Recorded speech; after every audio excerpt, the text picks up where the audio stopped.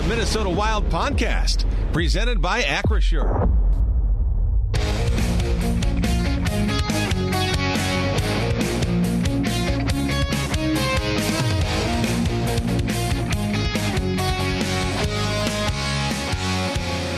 I mean, just when you think it can't get any more bizarre, that first period was nuts. It got even crazier in the second period. Welcome to the Bob Kurtz Radio Center in St. Paul. 5-5 after 2 periods of play in Game 1 at Ball Arena, and it's been insanity. The two teams go toe-to-toe in that first period. Wild down 3-0 in this hockey game. They battle back within 1 with a pair of goals 62 seconds apart in that first period. Wild down 3-2 after 20 minutes of play. Go to the second period, and it's wide open once again. The shots and the goals just keep coming.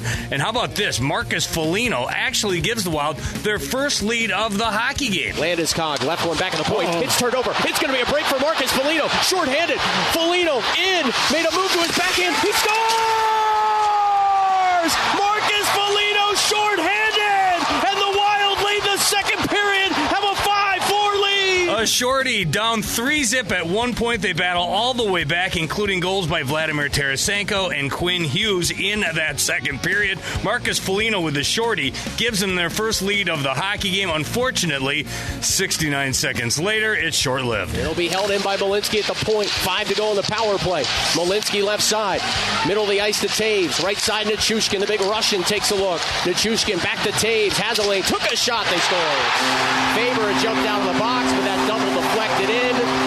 And this game has been absolutely bonkers. It's 5-5. Probably went in off of McCarron. Regardless, 18:04 of the second. We're back to square one. The game is tied at 5-5 through 40 minutes of play. To talk about that and more, back to Ball Arena. Tom Reed is with the Moose. Well, at the end of a second period, it's a 5-5 game, and downstairs right now is the guy who's helped make it a 5-5 game, Marcus Foligno, who scores a single-handedly with no assist, a goal to make it 5 goals for Minnesota. I don't think this is kind of the script of this, the way this game was supposed to go, is it? No, I think it's, I think we're doing a really good job of just adapting what's transpired. It wasn't a great first by us. I think we were a little bit slow, and I think you saw a team that was, it can benefit a team that's rested versus a hard series. But you know what? I love our team. I love our guys, and the way our mentality is, it was beautiful. There's a reason why it's 5-5 right now, and, I think they're a little bit more surprised. So, we feel great about our game. I honestly, we had a positive there in our shift where we had it all around the net. And, it ends up being a nice pass by them on a 2-on-1 where their D beats us up the ice. It's unfortunate, right? It's a positive turning into a negative, and it's back. And then Vladdy gets us within one again, and, we get a big one there. So I just like the way we're playing. This is playoff hockey. There's going to be certain situations where you got to adapt, and the team that can do it the best in the series usually comes out on top. And you have done that, especially when you're behind by 3-0 against the top team in the National Hockey this year. I had to make you guys sit back and finally figure out here's what we have to do. All of a sudden you battle back here. Now we're 5 goals. It was almost like last shot wins. Yeah. Hey, listen, it's going to be. They got a lot of firepower. So do we. It's 5-5. It is what it is. It's 0-0 for 20 minutes, maybe plus. But we got to get back to our 5-on-5 style. It's unfortunate that penalty kill did a really good job, and it goes off our stick and in. So this is what it is. We got to roll with the punches and then make sure we can punch back when we can. And just one more question. You have to win at least one game in this building. What better time to do it in that first game? Absolutely. I think with the circumstances, us playing a hard series and the time off they had, this is a big game one for us. We know what's at it with every time you step on this ice in a game, in a series, it's important. So you want to win them all. But we got to focus on what the task at hand, and we got 20 minutes to do a great job here. Keep going. Thanks, Moose, for being with us. Thanks, Tom. Appreciate it. That's Marcus Foligno downstairs. Kevin, let's go back to you. Thank you, Tom. And for Marcus Foligno, with his shorthanded goal for joining us in the intermission, he'll get a gift certificate down to Tom Reed's Hockey City Pub. 5 goals apiece. That's where we sit through 2 periods of play. 5-5 in game number 1. We'll break it all down with Tom Reed next. We got Tom Reed's hotline. You can join us by texting 64686, KFAN.com/watch. It's all on the table. Next, you're listening to Wild Hockey, presented by Grand Casino.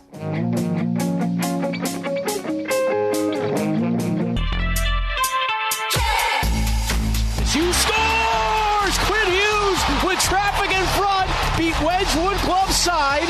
Wedgwood looking around, felt he was interfered with. We'll see if the Avalanche take a look at it, as Hughes, who scored twice in Game 6 against the Stars, has pulled the Wild even here in Denver.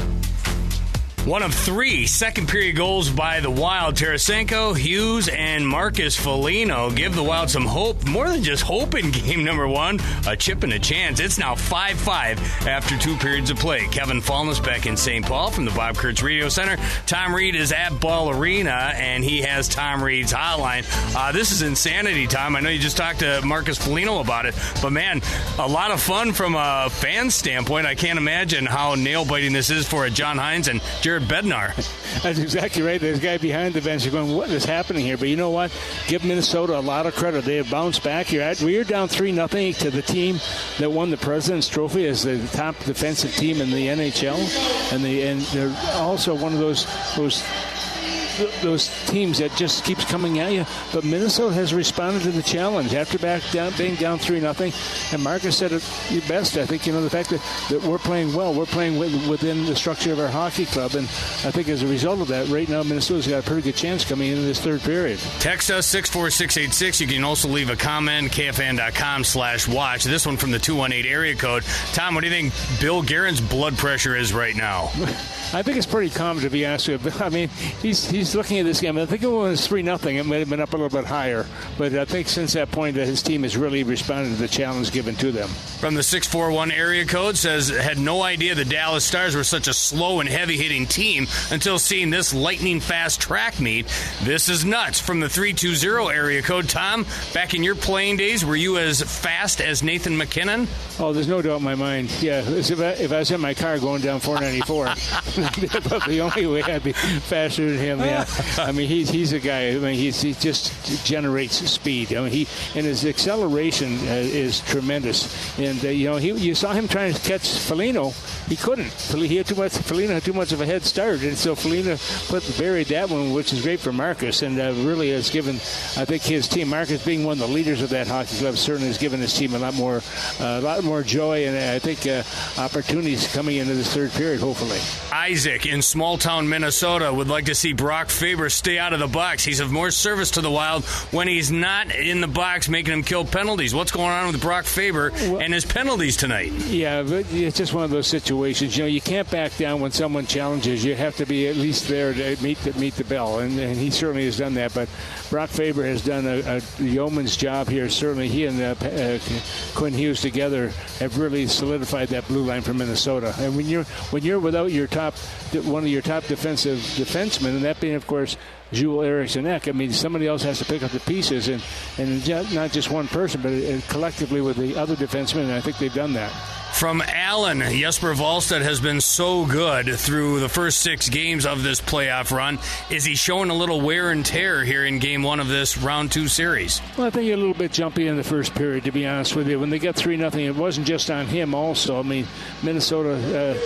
You could sense that they were back on their heels a little bit. They just couldn't get on track. But then once they got going, I mean, they've got just as much speed, in my mind, as the opposition. Now, these are 2 well-balanced hockey clubs, and we knew this would be a very hard-fought series, and so far Game 1 is showing that. All right, Tom, thank you. Thank you. Tom Reed in Denver with Tom Reed's hotline. Quickly, let's pause 10 seconds for station identification. You're listening to Wild Hockey, presented by Grand Casino.